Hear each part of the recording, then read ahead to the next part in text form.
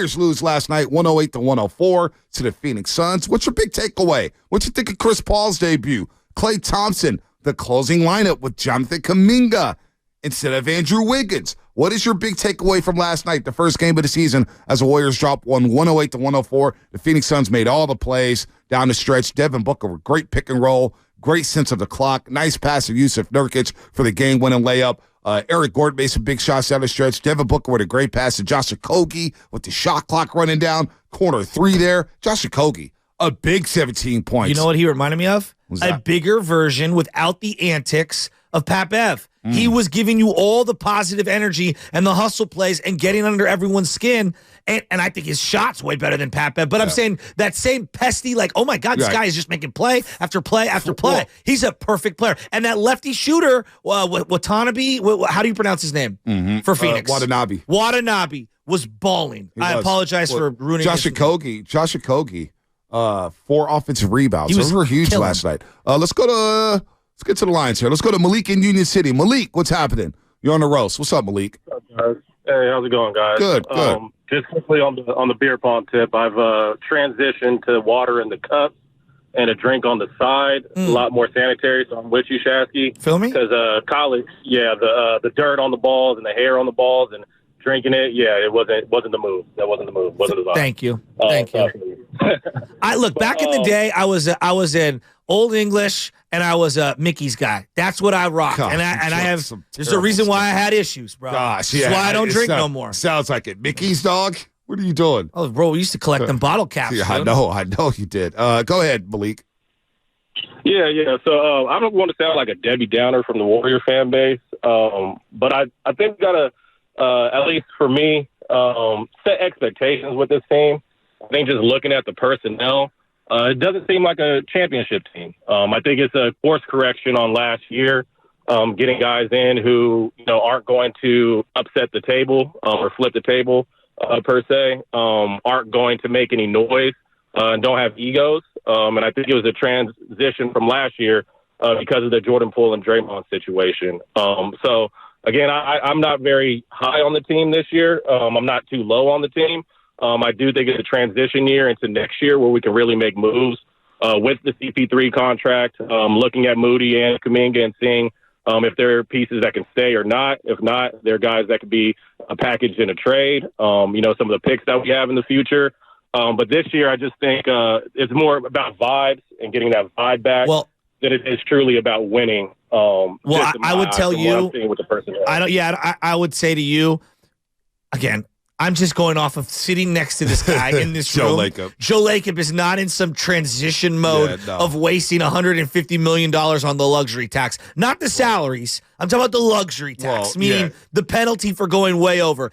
This guy, if they get off to a slow start, let's just say, hypothetically, they're 20 games on. I'm just going hypothetical. Worst case, 20 games, 15 games below what they expect themselves to be. If you don't think they're making massive moves at the deadline, or at least trying to make massive moves at the deadline, I think you're mistaken. This is not a, hey, let's feel good about ourselves season, get the vibe back. No. This owner, Joe Lacob, was pounding on the table. I want 5. Like, you see him fired up on the set yesterday? He's not wasting a prime year of Steph Curry. He's not about that Capri Sun and fruit snack life. You know what I mean? He's about hanging banners. Yes. This season is about hanging a banner. And you better believe it is eating up at him that they lost that game last night by 4 to the Phoenix Suns, who's another team that has championship aspirations. So, yes, the vibes are back. The vibes are good. The camaraderie's good. But that doesn't mean a damn thing if you don't win. It doesn't mean anything if you don't put up some W's. So we're going to find out how good this team is early. 7 of the next 8 games are on the road, Shasky. A part of me actually thinks that is the perfect way to start the season. Going on the road? Yeah, because I think you either have to put up or shut up, and you have to either galvanize or get together. Yep. Like, there's no we've got more home games, and we could get it together. And I think going on the road creates an immediate sense of urgency that I kind of think they need. At Sacramento Friday night. At Houston Sunday. At New Orleans on Monday. Quick pit stop back to Chase Center against the Sacramento Kings next Wednesday night. At Oklahoma City Friday, November 3rd. Then that Sunday, they play at Cleveland. That Monday, they play at Detroit. That Wednesday, they play against the champs in Denver Nuggets. So we're going to find out right away if the vibes are really immaculate with this basketball team because, of course, last year on the road, they went 0-5 in that road trip and started off 0-8. If you don't think Friday night's Kings game means everything to them. Oh, the Kings are ready. That's their NBA Finals. Well, they got a loss they got to avenge, so. Yeah, they do. A couple losses in the preseason. RJ and Fairfield out there lurking. By the way, RJ and Fairfield, I got to say, there's a couple NBA guys who agree with your take, RJ and Fairfield. No way. It's like that caller's 100% right. I think I know who they are. Maybe, maybe not. Tony and San Leandro. Tony, what's happening? You're on the roast. What's up, man? Happy Wednesday. Happy hump day. What, you still in bed, Tony? You sound sleep, man. Did you hit it? Yeah, my bad, man. My bad. You hit what? I'm surprised you never played beer pong, though, by the way. Yeah, I just never did. Like, I had issues, okay? So didn't need games to get myself turned up, unfortunately. And that's why this is why I don't drink anymore.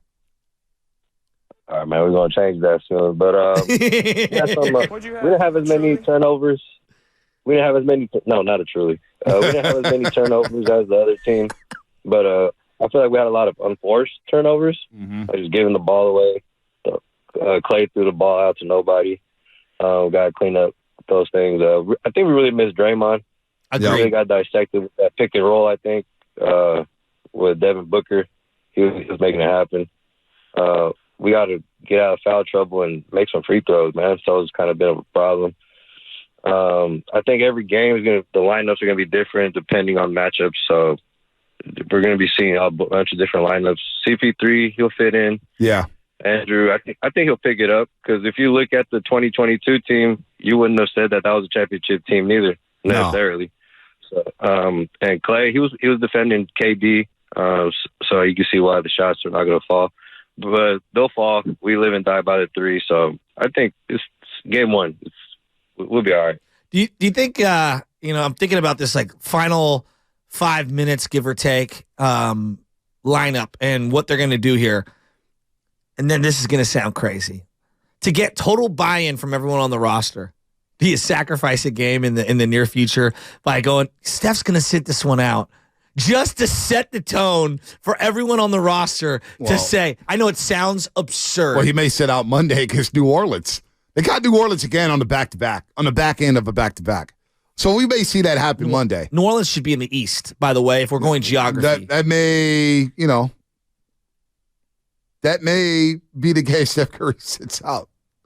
My buddy got the Zion tickets this year, the home Zion tickets, and we have like a running bet as to whether Zion's going to play in that game. He hasn't played at Chase Center in years. He hasn't. He hasn't since he almost broke the rim. All right. I'm not sure if this guy's going to bring in the optimism to the Golden State Warriors. We'll see about that. Who is it? Brian and Palo Alto. BPA. That's your favorite caller, huh? I do love BPA. See, I love Clark the Shark. He's more active on Twitter now, too. I'm really enjoying I need BPA. a picture on that. I'm a little concerned about him being active on Twitter. I'm not sure if I like him tagging me in tweets. We'll see. Talk to me in a month. I like the mystery. I like the mystique. I think he's got a thing going. Oh, boy. I'm here for it. What's up, BPA? What's up, Tiago? Tiago. Hey. Hey, guys. How you doing? I'm doing good. I'm optimistic, Bosse, and I can't believe that. I don't have no issue with how Clay played. Which, by the way, I'm now. I end up on one side of an issue and then on the other side. But yeah, as long as he's not forcing it and hunting shots and he's taking open shots, he missed obviously most of them. But I thought Steph played terrible. By the way, on defensively, rebounding, a lot of those were on him. But like that last year, you had Steph and Clay subpar, Draymond out, Wiggins not even showing up to the arena. They lose by 30, right? That's why I'm optimistic. That there's so much more depth and there's so many more options. I really, just with, I think Kuminga and Moody are better. Sarge is a great pickup. GP2 is healthy. And so I thought their bench was better than their starters last night. But, bottom line is Wiggins can't play like that. No.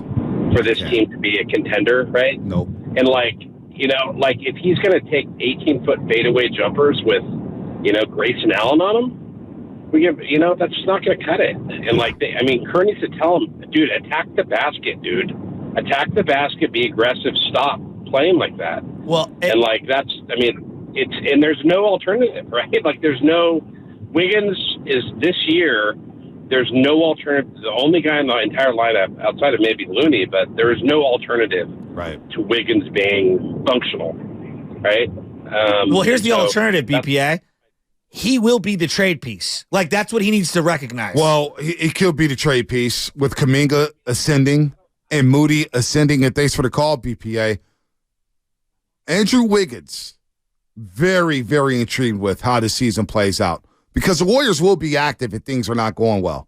They will be active. This is a desperate organization to get back to the mountaintop. They are desperate to win. Let's get Steve Kerr's thoughts on the Game 1 loss. Here's Steve Kerr after the loss. I thought it was a little clunky offensively for much of the game. It was mainly the ball just wasn't going in. I thought in the first half we missed a lot of shots, and then we sort of let that affect our energy. Late in the second quarter, they went on that big run. But the guys really fought, competed. We got some good shots, some good possessions, did some good things, took care of the ball tonight. We stopped fouling in the second half, which helped us, kind of regain the momentum there in the third quarter. But their offensive rebounds were killers. And I thought Okogie was the difference tonight. Just his offensive boards, his hustle plays. I thought he was really key for them. Yeah, Okogie was big time for the Phoenix Suns. Unsung hero yesterday, following up Devin Booker's 32 points and 8 assists. By the way, an interesting situation happening in Philadelphia. As I speak about Philadelphia 76ers, Shams Charania just tweeted about an hour ago. After 10 days away, James Harden has reported back to Philadelphia for practice. Now, he returned to Philly Tuesday night with his bags packed to join the team on the road for Thursday against Milwaukee and Saturday versus Toronto. But the Sixers have now asked him not to travel with the team. Wait a minute. So he showed up with his bags ready to go. After 10 days away. Like he was going to camp. After 10 days away. Like he was a little kid going to camp. 10 days away. I'm going to go sleep at Grandma's house. I'm going to pack a bag. After 10 days away, comes back with his bags packed. I don't understand. Okay, I've tried to keep up with the story. So he's just mad at the GM. Said Daryl Morey lied to him. And so he's just taking it out on all his teammates? I mean, poor Embiid. You've been all over this guy being unprofessional for 5 full years. Very unprofessional. Like, what he did with this the is Houston such Rockets, a bad look. Houston Rockets, you show up out of shape. You don't show up for them. The fat suit. You disrespect John Wall and everything. The fat suit and all that stuff. And you bitch and moan your way out of Brooklyn. You whine about being in Brooklyn. So they, appease you by sending you to Philadelphia. All of a sudden, oh, man, I'm going to be a Sixer for life and blah, blah, blah, blah, blah. And all of a sudden, he dogged it. 2 years ago, when they lost to Miami in the second round in 6 games, that 6-game performance, that Game 6 performance by James Harden was an embarrassment to everybody who's picked up a basketball. Him not hustling back on defense. Him letting Jimmy Butler punk him. I'm so over James Harden. I swear to God, I said this 5 years ago on BSNG, or whenever BSNG was, 4 years ago. I would rather go 0-82 than have James Harden on my basketball team. I'd rather lose every single game, have 4 players on the floor at one time, than have James Harden on my basketball team. He is so damn unprofessional, and he wants to be great. He's worried about MVPs, this and that, blah, blah, blah. I don't care. He might be a good dude, for all I know. All right, he loves strip clubs. All right, great, awesome. He loves the wings down in Magic City. Great, awesome. But he is so damn unprofessional. He's gotten paid every dime in the NBA. This guy's made so much money. Everybody's at Maury's. Hey, we're going to play your way. You're going to dribble, dribble, dribble, dribble, dribble, dribble, dribble, dribble, dribble, shoot, shoot, shoot, dribble, dribble, dribble, shoot, shoot, shoot, not play defense. I'm so over James Harden. Send his ass to China. Send him to Thailand. Send him to Saudi Arabia. Get him out of the league. He's so damn unprofessional. Get him out of here. And pull Joel Embiid. Get him free Joel Embiid from Philadelphia. You want to know how much he's made in 15 years? How much? $337 million. How much off the court? Probably made another $300 million. Oh, I got to see what Steph's made. Oh my God! I swear to God, I'd rather go 0-82. Unbelievable. I'd rather go 0-82 than have James Harden on my basketball team. All right, I don't care. The banker in Daryl Morey is Ricky G calls him the banker. He's not a good GM. He don't know anything about basketball. He's trying to trick the game, saying no twos. We're going to do layups, frees, and threes. Forget all that. Stop trying to reinvent the game of basketball. Do you want to know how much Steph's made? How much? $354 million. Wow. But Steph's a 4-time champion, model citizen. I mean, you get all of the professionalism. Yeah, you don't get that with James Harden. I cannot believe this. This guy's played, I'm just looking at Oklahoma City, the Rockets, the Nets, back to the Rockets, 76ers, the Nets. My head's ready to explode. I mean, look, and I don't think highly of the Philadelphia fans at all. I'm actually dancing on their graves at the Phillies loss last night. I was so happy. That's why I'm not too down on the Warriors loss. Philadelphia lost. They blew a 3-2 lead, had 2 home games at Citizens Bank Park, the greatest home field advantage in baseball, and you lost to the Diamondbacks. But even Sixer fans, back-to-back games. Even Sixer fans may not deserve this crap from James Harden. Joel Embiid doesn't deserve it. Free Joel Embiid. Get him out of Philadelphia. My favorite was when Kate Scott was like, we love having James Harden on her Instagram. And I I was like, hey, come on. You know how this is ending. By the way, Kate Scott wearing Kelly Green Eagles gear Sunday at the game? I'm not mad at her. She's got to endear herself to that fan base. What did I do wrong?